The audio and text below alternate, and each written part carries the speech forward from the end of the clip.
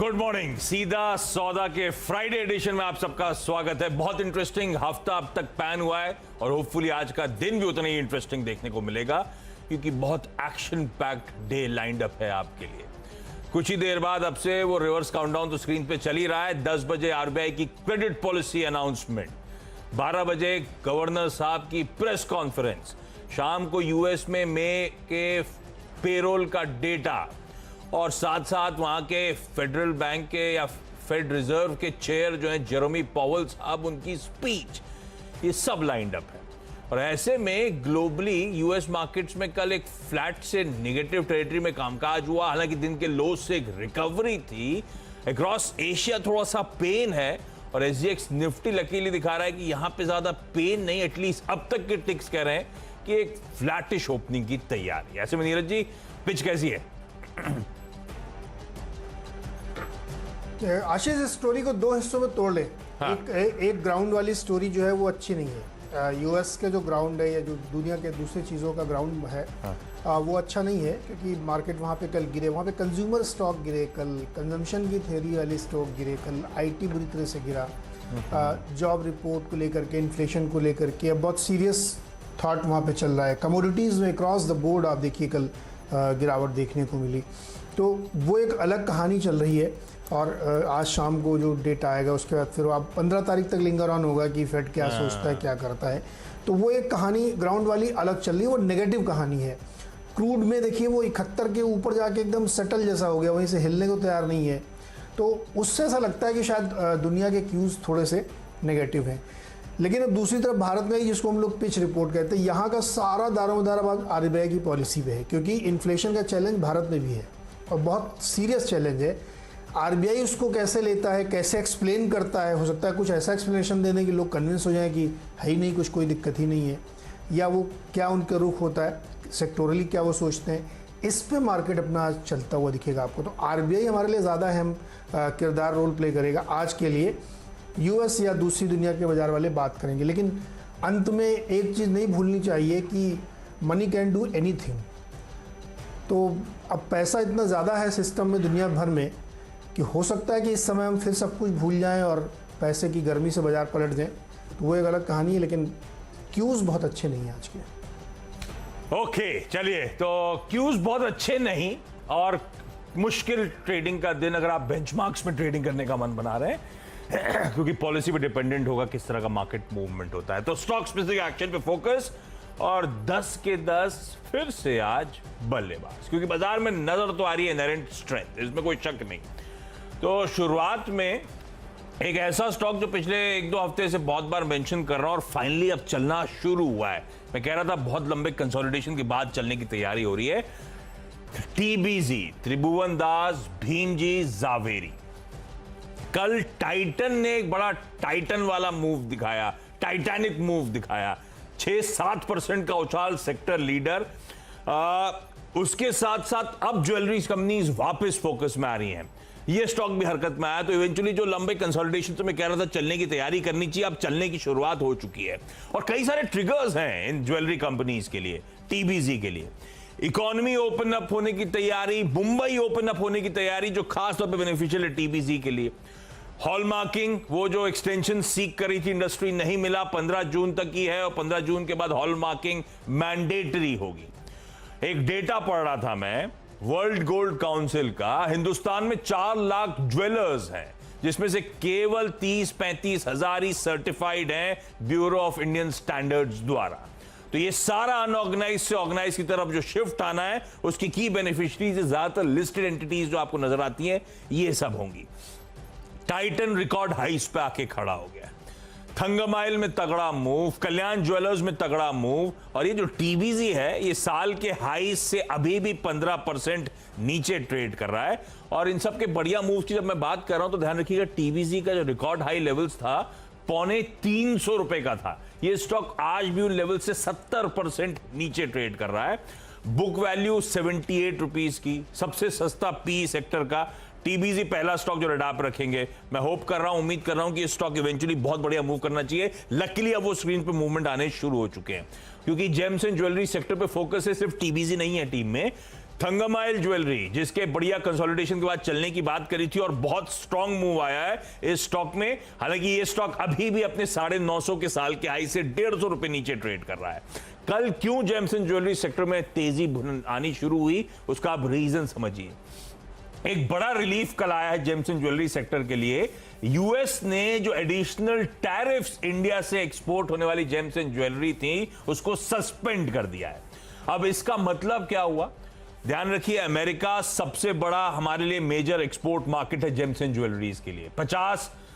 9 से 10 billion dollars का market है वो हमारे लिए, और कुल जेम्स एंड ज्वेलरी जो इस देश से एक्सपोर्ट होती हैं उसका 25% से ज्यादा उस इकलौती ज्योग्राफी यूएस में जाता है। वहां से टैरिफ सस्पेंशन एक बड़ा रिलीफ है कोविड इस इंडस्ट्री के लिए। कहा जा रहा है ऑलमोस्ट $50 मिलियन के आसपास ये इंडस्ट्री से मेरा मतलब है इस तरह के मार्की जो नाम आपको टीबीजी, थंगमाइल और आगे नजर आएंगे, इन सबको सबसे ज्यादा बेनिफिट होता है। तो ये वो बढ़िया न्यूज डेवलपमेंट है, इसीलिए कल तेजी आई है, इसीलिए James and jewellery space radar पर है। और इसमें तीसरी कंपनी भी जोड़ दीजिए, कल्याण ज्वेलर्स। हाल की लिस्टिंग है 80-81 के हाईज थे जब लिस्टिंग हुई थी, उसके बाद ठंडा पड़ा था, अब चलना शुरू हुआ है वापस ये स्टॉक। और कल वो बढ़िया न्यूज पैक्स के बीच में, इन तमाम डेवलपमेंट्स के बीच में, हॉलमार्किंग की खबरों के बीच में मुझे लगता है स्वीट स्पॉट में आ रही है पूरी इंडस्ट्री, और इसलिए इस तरह की टाइटन में और इस तरह के बाकी ज्वेलरी स्टॉक्स में हरकत आनी शुरू हुई है। इन तीनों स्टॉक्स को आप रखिएगा, तीनों में खरीदारी करने का कॉल है। तो चलिए, खरीदारी पे ही पूरा फोकस मेरा भी है और रिजल्ट्स के आधार पर हमने लिया है। कंपनी एपीएल अपोलो ट्यूब्स को आप देखिए, लोहे के पाइप बनाती है, डक्ट पाइप और तमाम इंडस्ट्री में यूज़ होते हैं। नतीजे काफ़ी बेहतर दिख रहे हैं मुझे। 37% की ग्रोथ है इसके रेवेन्यूज़ में और मुनाफा डबल हो गया है, 119 करोड़ का प्रॉफिट आया है। तो मुझे लगता है खरीदारी करनी चाहिए। और इसी की जो सिस्टर कंपनी है अपोलो ट्राइकोट, दोनों पाइप कंपनियों, दोनों का मर्जर भी होने वाला है, तो इसीलिए टैंडम में चलते हैं। मैंने कहा एक ले दूसरे ले, क्योंकि ये चलेगा तो वो भी चलेगा, क्योंकि रेशियो वगैरह सब कुछ डिसाइडेड है। लोहे के पाइप वाली जो कंपनीज है ना, इसमें बहुत बड़ी ग्रोथ आपको देखने को मिलेगी। लगातार आप HIL के रिजल्ट देखिए, उसमें ग्रोथ देख लीजिए, या जो दूसरी और तमाम कंपनीज हैं। तो हमें लगता है कि एपीएल अपोलो, इस पर ध्यान रखना चाहिए। और ये वो स्टॉक है जो आगे जाते हुए बड़ी ग्रोथ के ड्राइवर्स बनेंगे। तो 2 स्टॉक्स ये, और तीसरा, चौथा, पांचवा सब एक ही सेक्टर्स के हैं, तो 2-2 करके बता देता हूँ। एक कल खबर शाम को आई कि डीओटी ने गाइडलाइंस जारी की हैं कि वो पीएलआई स्कीम जो टेलीकॉम इक्विपमेंट बनाने वाली कंपनीज के लिए है, 12,200 करोड़ रुपए का रजिस्ट्रेशन वगैरह शुरू हो रहे हैं और 1 अप्रैल से वो इम्प्लीमेंटेड मानी जाएगी। तो इससे जुड़े हुए तमाम स्टॉक्स पे अच्छी तेज़ी देखने को मिलेगी। तो बहुत सारे स्टॉक आशीष की टीम में मिलेंगे, तो बहुत यूजुअल सस्पेक्ट वाले। दूसरे वाले मैंने ढूंढे, तो जिसमें एक यूनिवर्सल केबल है, केबल बनाते हैं ये, और उसके लिए इनको काफ़ी बड़ा इनका सेगमेंट है, लेकिन थोड़ी लेसर नोन कंपनी है। तो मुझे लगता है इस पे ध्यान रखना चाहिए, क्योंकि ये एक अच्छी तेज़ी दे सकती है। और एक और लेसर नोन कंपनी है एडीसी इंडिया कम्युनिकेशंस, जो कनेक्टर, जॉइंटर, एमएससी स्विच होता है, मल्टी स्विचिंग सेंटर, उसके थोड़े थोड़े पार्ट्स ये बनाते हैं टेलीकॉम सेक्टर में लिए। तो मुझे लगता है इस पर भी ध्यान रखना चाहिए, क्योंकि आज ये वाले स्टॉक्स जो हैं अच्छी रैली करते हुए दिखेंगे। तो 2 हमारे ये स्टॉक्स हैं। आशीष नहीं, बिल्कुल सही कहा। तो ये स्टॉक्स रडार पे हैं। अब यार बाजार जहां पे आके खड़ा हुआ है ना, या तो आपको खबरों का टेलविंड चाहिए, स्टॉक्स मूव करें, या फिर वो पेडिग्री ऐसी हो स्टॉक्स की जो बाजार में कोई भी नर्वसनेस क्रीप इन हो तो आपको इजीली सेल थ्रू करा दे। तो अब खबरों का तड़का है पूरे सेक्टर में देखने को मिलेगा। तो नीचे ने सही कहा, डिपार्टमेंट ऑफ टेलीकम्युनिकेशन यानी कि डीओटी ने गाइडलाइंस जारी कर दी हैं। जो प्रोडक्शन लिंक्ड इंसेंटिव स्कीम आनी थी इस सेक्टर टेलीकॉम मैन्युफैक्चरिंग के लिए, वो अब गाइडलाइंस जारी हो गई हैं। आज से अर्जियां देना शुरू कर देंगी तमाम कंपनीज। बेसिक आइडिया इस देश में आत्मनिर्भरता को बढ़ावा देना, तो हमारे यहाँ अपनी मैन्युफैक्चरिंग को टूल देने की कोशिश। नीरज जी ने बाकी डिटेल शेयर कर दी। अब जब भी टेलीकॉम और इन सब कंपनियों की बात होती है, एक कंपनी तो बड़ी ऑब्वियस है, नीरज जी के दिल के करीब है, घर के करीब भी है, ITI, इंडियन टेलीफोन इंडस्ट्रीज के नाम से पहले जानी जाती थी, टेलीकम्युनिकेशन इंडस्ट्री में है। बेंगलुरु, नैनी, रायबरेली, मनकापुर, पक्वलक्कड़, गजब का एस्टैब्लिशमेंट, गजब की प्लांट्स इस कंपनी के पास। और ये जो टेलीकॉम जिसकी बात करी जा रही है, उसमें gigabit passive optical networks, manage lease line network products, stand alone signalling transfer points, wifi access points, ये सब ऑलरेडी मैन्युफैक्चर कर रहे थे। अब उसी स्पेस में पीएलआई स्कीम आना है, तो की बेनिफिशियरी हो सकता है ये कंपनी ये तो खैर बट ऑब्वियस चॉइस था।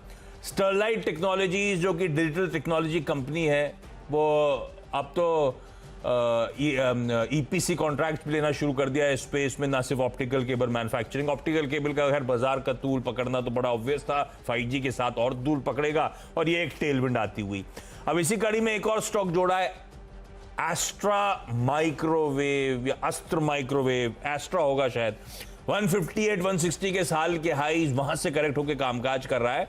ये कंपनी मैन्युफैक्चर और डिजाइन करती है सब सिस्टम्स, आरएफ और माइक्रोवेव सिस्टम्स, जो कि टेलीकम्युनिकेशन इंडस्ट्री में इस्तेमाल किए जाते हैं। टेलीकम्युनिकेशन में, डिफेंस में, स्पेस में। तो टेलीकम्युनिकेशन के लिए पेग है, इसीलिए एस्ट्रा माइक्रोवेव को भी आपने रिडायर पर रखिएगा। ये सब वो कंपनीज हैं जो पीएलआई स्कीम जो कल शाम को सरकार ने नोटिफाई करी है, उसकी की बेनिफिशरीज और भी आगे आएंगी, लेकिन ये 3 की बेनिफिशरीज पहले। नीरज जी, आपके 5 हो गए क्या? नहीं, 5वां 6वां मैं एक साथ बता देता हूँ आपको, क्योंकि उसी सेगमेंट के ही हैं। तो 5वां स्टॉक है पंजाब कम्युनिकेशंस, और ये भी जो है इंफ्रास्ट्रक्चर प्रोवाइडर कंपनी है टेलीकम्युनिकेशंस के लिए। हालांकि कल इसमें बड़ा इंटरेस्टिंग है आशीष की, पता नहीं किसी को पता था नहीं पता था, स्टॉक 19% ऊपर था कल ये। तो कई बार लोग एज्यूम कर लेते हैं, खबरों का अंदाज़ा लग जाता होगा उनको। तो लेकिन ये कंपनी बहुत सिग्निफिकेंट सेगमेंट है जिसमें ये काम करती है, और मैं लगता है कि इसमें अच्छी तेज़ी आपको बनती हुई दिखे, क्योंकि टिकट साइज़ छोटा है और लिक्विड काउंटर है, तो यहाँ पे खरीदारी कर सकते हैं। कंपनी कम्प्लीटली डेट फ्री है, कोई दिक्कत नहीं है, और बहुत ही सस्ते वैल्यूएशन पे अवेलेबल है। तो चूँकि अब इस सेक्टर के दिन आने वाले हैं ठीक ठाक, तो इसमें एक अच्छी तेज़ी बन सकती है। बट ये ध्यान रखिएगा, कल ये 19% ऊपर था। और डिपेंडेबल 6वां भी हमारा इसी सेगमेंट से है, एवांटल, जो कि टेलीकम्युनिकेशन सेंटर के लिए सेटकॉम बनाते हैं, सॉफ्टवेयर बनाते हैं, वायरलेस कनेक्टिविटी के लिए काम करते हैं। तो इस स्टॉक को भी ध्यान में रखना चाहिए। ये कंपनी भी काफ़ी फंडामेंटली स्ट्रॉन्ग दिखती है, डेट वेट बिल्कुल नहीं है, अच्छी लगातार क्वार्टर आफ्टर क्वार्टर अच्छे रिजल्ट्स दे रही है। और हमें लगता है कि जिस तरह की 100% की ग्रोथ कंपनी हर क्वार्टर में दे रही है, ये स्टॉक इसलिए डिपेंडेबल में रखा है कि इसको आप होल्ड भी कर सकते हैं। डिपेंडेबल के तौर पे है आईडीबीआई बैंक। थोड़ा सा उस सेक्टोरल थ्रस्ट से हट रहा हूं, बढ़िया खबरों का तड़का। $239 मिलियन की डेट जजमेंट इन्होंने सिक्योर करी है लंदन के हाई कोर्ट से। सिप्रस सब्सिडरी थी एसआर शिपिंग ग्रुप, उसके अगेंस्ट में ये जीते। $239 मिलियन कन्वर्ट करेंगे तो मेरे ख्याल से ये करीब कितना हो जाएगा, 1500 करोड़ रुपए के आसपास, 1700 करोड़ रुपए के आसपास। और ये माना जा रहा है कि ये किसी भी इंग्लिश कोर्ट में भारत के फेवर में सबसे one of the largest debt judgments है। दरअसल आईडीबीआई बैंक ने $148 बिलियन का 2 सिंगापुर रजिस्टर्ड कंपनीज को लोन दिया था जैकअप रिग्स खड़ी करने के लिए। वो दोनों Singapore based companies SR shipping के आर्म्स थे, और वहां से वो इशू क्रॉप अप हुए थे, और अब फाइनली इनके फेवर में जजमेंट आता हुआ। आईडीबीआई बैंक को आज रडाप रखिए। खबरों का तड़का, और वैसे भी टेलविंड्स हैं इस सेक्टर को लेकर, मुझे लगता है आज अच्छा अपमूव आएगा। कंजर्वेटिवली 40-42 तक के टारगेट्स के लिए अप्रोच करेंगे। क्विकली छोटा सा ब्रेक के उस पार अगले 2 स्टॉक्स पर बातचीत।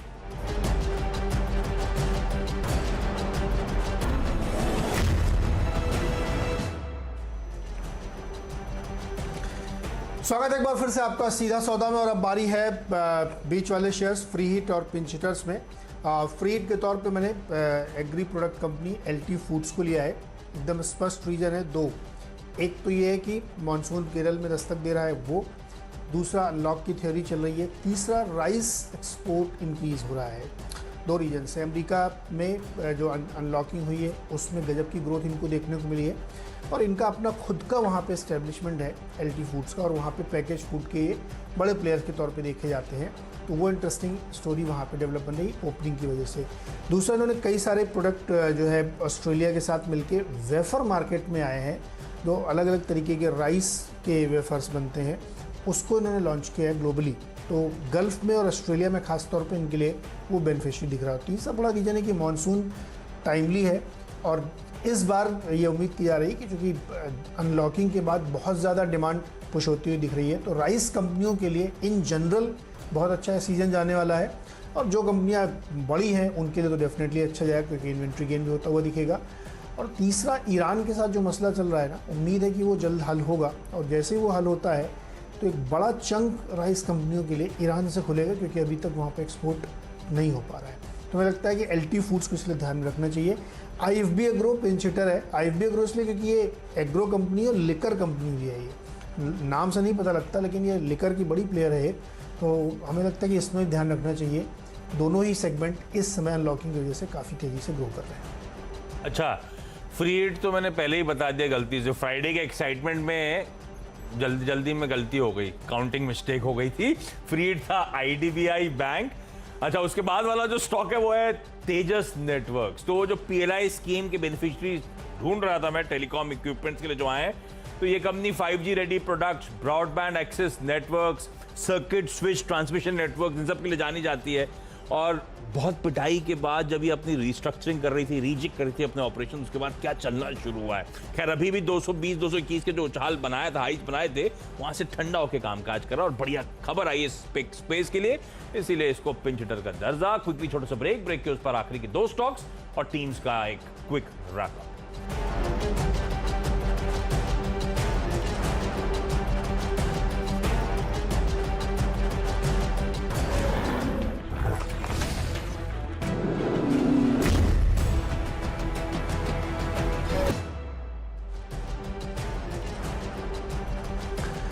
स्वागत है एक बार फिर से आपका सीधा सौदा में। और अब आखिरी के 2 स्टॉक्स जो पावर प्लेस के होते हैं, उसमें एक EIH होटल कंपनी है, और इसको इसलिए लिया है क्योंकि अनलॉकिंग वाली थीम चल रही है।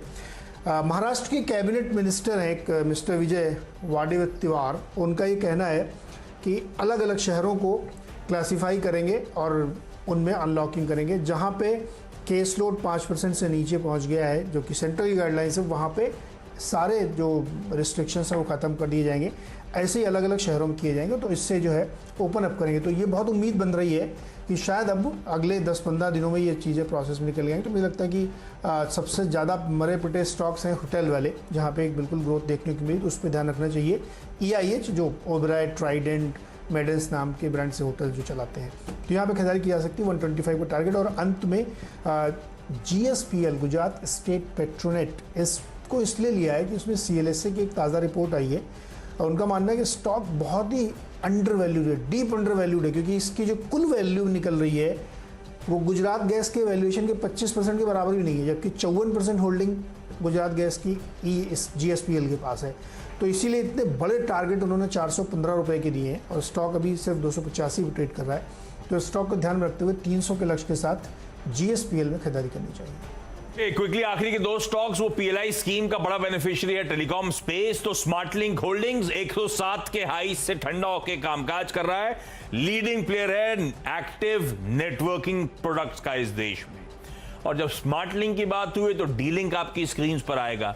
136-140 के साल के हाई से ठंडा होकर कामकाज करता हुआ नेटवर्क इक्विपमेंट कंपनी, जो कि डीलिंक कॉर्पोरेशन, जो ताइवानीज मैन्युफैक्चरिंग जायंट है, उसका इंडियन नाम है।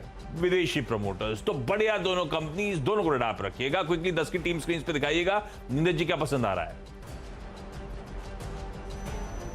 देखिए, आपकी टीम में बहुत सारे स्टॉक हैं, लेकिन जो ये थीम आपने पकड़ी है, एक ज्वेलरी वाले स्टॉक परफेक्टली हैं, बिल्कुल आज के लिए एकदम एप्ट बने हुए हैं। क्योंकि जब हल्का सा नीचे आया ना तो लोग दौड़ के जाएं खरीद लें, कल फिर तेजी क्यों ना हो जाए। लेकिन स्टेलाइट टेक्नोलॉजीज कैप्टन चॉइस है, क्योंकि जो अब ये बड़ी थीम है ना टेलीकॉम वाली, इसमें 5G के एक नया प्ले है देखने को मिल रहा है और सारी चीज़ें नए नज़रिए से देखी जाती है। मुझे लगता है इस स्टॉक पे ध्यान रखिए, बहुत ही अच्छी कंपनी, बहुत मजबूत फंडामेंटल्स, और ये जो PLI की थीम है इस पर बड़ी फिट बैठती है। मुझे लगता है कैप्टन चॉइस मेरा यही होगा। आप देख के बताइए मेरी टीम में क्या पसंद है। कई सारे, उनमें से एक बड़ा ट्रिगर तो है मॉनसून का। तो मॉनसून रिलेटेड स्टोरीज तो खैर एकदम आउट परफॉर्म करेंगे आज के बाजार में, लेकिन एक कंपनी जो बड़ी अच्छी लगती है EIH लिमिटेड, उसके वो ट्राइडेंट और ओबरॉय के ब्रांड्स और उसकी गजब की प्रॉपर्टीज वैसे ही अच्छी लगती हैं। तो अगर ये स्टॉक वाकई अनलॉक की थीम में चलना है तो ये अच्छे सिग्निफिकेंट अपूज देने का दमखम रखता है। शेयर होल्डिंग भी गजब की है इस कंपनी की। तो इस स्टॉक को रडाप रखिएगा। क्विकली आप जरा 10 की टीम डॉक्टर साहब स्क्रीन पे दिखा दीजिएगा।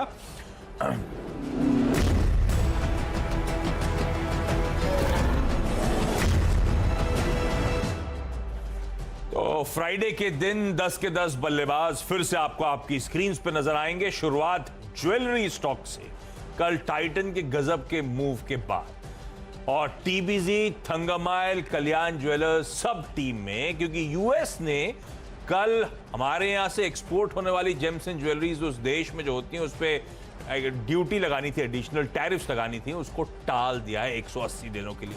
शायद यही रीजन था टाइटन मूव कर रहा था, और शायद यही रीजन बनेगा कि ये कंपनीज भी अब रडार पे आएंगी। बाकी अलग टेलविंड्स नहीं है।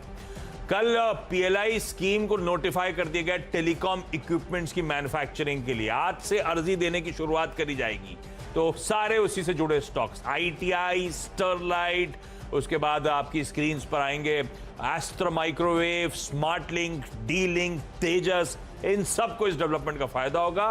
सब इस इंडस्ट्री को बिलोंग करते हैं। इनके अलावा आईडीबीआई बैंक स्क्रीन पर है। आईडीबीआई बैंक इसीलिए क्योंकि इंग्लिश कोर्ट से, यूके के कोर्ट से, यूके के हाई कोर्ट से एक बढ़िया ऑर्डर इनके फेवर में आता हुआ 200-250 मिलियन डॉलर्स का। तो आज उस खबर के दम पर यह स्टॉक अच्छा मूव दिखा सकता है।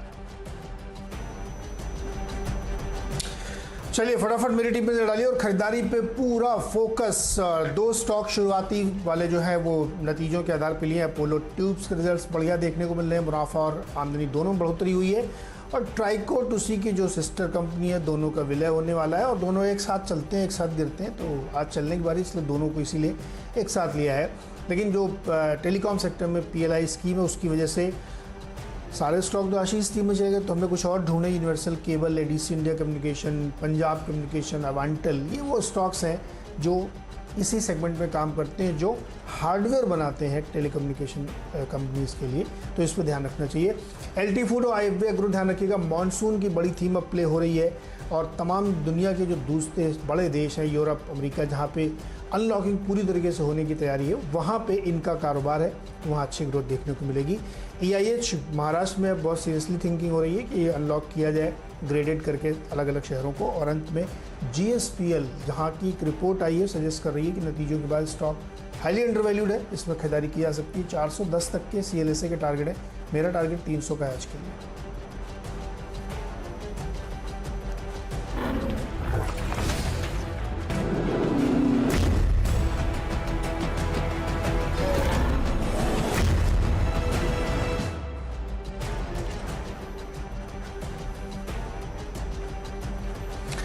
तो चलिए अब चलते हैं मुनाफे की तैयारी की ओर। और आज बहुत ही घटनाक्रम वाला दिन है। RBI की पॉलिसी आएगी, उसमें बहुत कुछ सुनने को मिलेगा। शाम को अमेरिका में रिपोर्ट आएंगी जॉब्स की, उसमें बहुत कुछ होगा। तो इसके बीच में कैसे ट्रेड करना है, उसके लिए 20 आइडिया आपके सामने बिल्कुल रख दिए गए हैं, सब बाई साइड के हैं। लेकिन बहुत कुछ है अभी भी। निफ्टी में ट्रेड करना होगा आपको, बैंक निफ्टी में ट्रेड करना होगा आपको, और तमाम सारे स्टॉक्स, बड़ी थीम है। और इन सबको समेटते हुए 4 लाइन में वीरू आपको अच्छा सा शेयर भी आज सुनाएंगे। शैली, गुड मॉर्निंग, बताइए ऐसा क्या माहौल है? नमस्कार नीरज जी और आशीष जी, आपको शुभ प्रभात। हमारे साथ लाखों दर्शक जुड़ चुके हैं। शुक्रवार है तो आज बहुत बढ़िया आपको मोमेंटम आता हुआ दिख सकता है। पिछले 5 दिनों में आपने देखा निफ्टी में लगभग 255 अंक हम लोगों ने जोड़े हैं और बैंक निफ्टी आपको 510 अंक की अच्छी शुरुआती पारी के साथ मूव करता हुआ दिखा है इस हफ्ते। अब आप यूँ समझिए कि आज वीकेंड एक दिन दूर है, तो आपको थोड़ा जो ट्रेड है वो ठीक ठाक तरीके से होता हुआ दिखेगा। और FNO एक्सपायरी का दूसरा हफ्ता है, तो आपको बढ़िया पोजीशनिंग आती हुई दिखेगी। बहुत सारे ब्लू चिप काउंटर्स हैं, बढ़िया मोमेंटम में हैं। और आज हमारे दोनों कप्तानों ने अपनी सीधा सौदा की टीम्स में 20 के 20 बल्लेबाज जोड़े हैं। अगर आप पिछले पूरे हफ्ते इन टीम्स से जुड़े रहे तो आपने 3%, 4%, एक दिन तो नीरज जी ने 10% रिटर्न अर्जित किया। बहुत ही अच्छे चुनिंदा स्टॉक्स ढूंढे हैं हमारे नीरज जी ने, तो इन पर आपको ध्यान देना है। आशीष जी की टीम भी बहुत मजबूत है। पूरा का पूरा PLI प्ले है टेलीकॉम सेक्टर पर, तो यहाँ तो हमारा ध्यान और रुझान रहेगा ही। लेकिन शुक्रवार है और ज़रूर वीरेंद्र जी ने सेंटिमेंट को 4 लाइनों में पिरो रखा है। हमारे आशु कवि हमारे साथ जुड़ चुके हैं। गुड मॉर्निंग कुमार साहब, बताइए कहाँ ध्यान कहाँ रुझान? जी हाँ शैल जी, good morning. Neeraj ji good morning. आशीष गुड मॉर्निंग। और देखिए आज शुक्रवार है, लेकिन शुक्रवार से महत्वपूर्ण बात यह है कि आज दास बाबू का दिन है। दास बाबू को बुल्स जो हैं वो खुले दिल से उनका अभिनंदन, स्वागत और साथ ही साथ कुछ अपेक्षाएं रखते हैं। और उन्हीं अपेक्षाओं को मैं इन 4 लाइनों में अगर आप देखें अर्ज कर रहा हूँ, गौर फरमाइएगा। दास बाबू से बुल्स के हालत बड़ी नाजुक थी, हालत बड़ी नाजुक थी, राह बड़ी मुश्किल थी, फिर भी तुम डटे रहे बाबू, दास बाबू। महंगाई बेहिसाब है, तेल है बेकाबू, कैसे करोगे कंट्रोल बाबू, हमारे दास बाबू। निफ्टी तो हाई पर है, बैंक निफ्टी कब जाएगा, बैंकों की हालत बतलाओ बाबू, हमारे दास बाबू। तुम ही ने संभाला था, तुम ही ने टिकाया है, तुम ही से है आज हर आस बाबू, हमारे दास बाबू। तो शैल जी, बुल्स की बहुत सारी एक्सपेक्टेशन है, स्पेशली बैंकों के हालात क्या हैं, दास बाबू से सुनने के लिए, और साथ ही साथ महंगाई पर उनका जो बाण है वो क्या करेगा, महंगाई कैसे कंट्रोल करेगा, उसके लिए। तो ये आज 4 लाइनें उसी के लिए समर्पित थे। शैल जी। तो वीरेंद्र जी, यूँ समझिए जैसे जैसे आपने दोबारा शायरी शुरू की है, अक्सर ये देखा जाता है जब कोई शायर एक ब्रेक लेता है और वापस आता है तो उसकी शायरी में एक नया इमोशन होता है, और आज आपने शक्तिकांता दास साहब के लिए ये 4 लाइनें समर्पित की हैं। आप हमारे रिजर्व बैंक ऑफ इंडिया के गवर्नर हैं और आपने बहुत बढ़िया तरीके से वीरेंद्र जी समझाया कि पिछले 1-1.25 साल से जिस मुस्तैदी से आरबीआई ने इकोनॉमी पर अपनी पकड़ और बहुत अच्छी तरीके से इसका संचालन किया है कोविड के दौरान, वो काबिल तारीफ़ है। और आज भी आपको ऐसे ठोस कदम उठते हुए दिखेंगे जहां पर आपको दिखेगा कि इस इकोनॉमी को और खासकर बैंकिंग सेक्टर को वो और मजबूत करते हुए दिखेंगे। आइए अब आपको दिखवाते हैं वो मेन खबरें जहां पर आपको फ्राइडे के दिन ट्रेड पर ध्यान रखना है। हेडलाइंस आपके लिए।